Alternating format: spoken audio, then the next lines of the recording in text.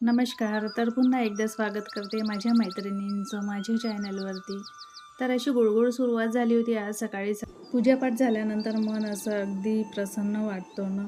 इथे माझी मुलगी शूट घेत होती. ती म्हणते, "आई माझ्याकडे बघ एकदा."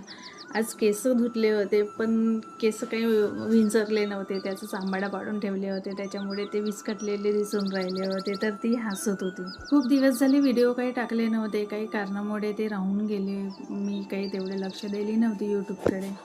तर अशीच तुमची साथ असू द्या. आज खूप दिवसानंतर सूर्यभगवानचे आमच्याकडे आगमन झाले होते. 3-4 दिवसापासून लगातार बारीक-बारीक पाऊस असं सुरू होता आणि आभाळच राहायचा.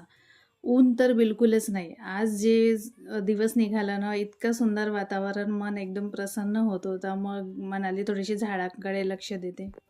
गोकर्णच्या सफेद आणि निळ्या बिया लावलेल्या होत्या मी एका कुंडीमध्ये. तर हे असे झाडं आलेले होते. खूप छान आले झाडं. आता पाहू फुलं केव्हा येतात. मला तर खूप उत्सुकता आहे फुलं बघायची.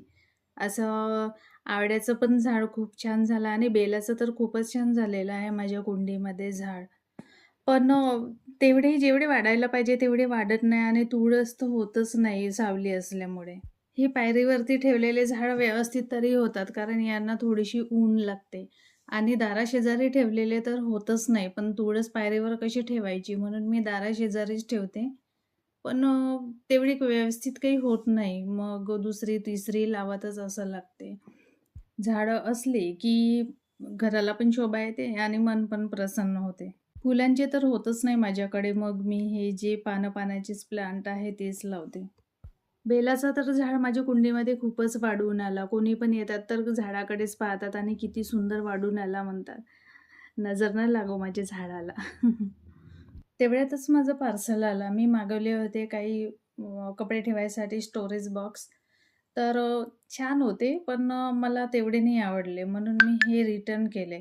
आणि हे दुसरेवाले जे खोलत आहे ते थोडे व्यवस्थित वाटले. मला असे खुले ठेवायचे होते अलमारीमध्ये.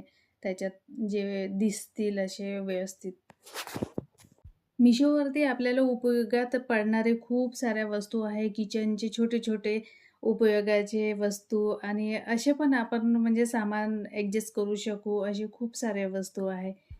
आणि छोट्या-छोट्या वस्तू खूप कामाच्या पण असतात. इकडे-तिकडे खूप पसारा पडलेला असतो ना, मग या स्टोरेज बॉक्समध्ये छान आपण व्यवस्थित अलग-अलग ठेवून देतो.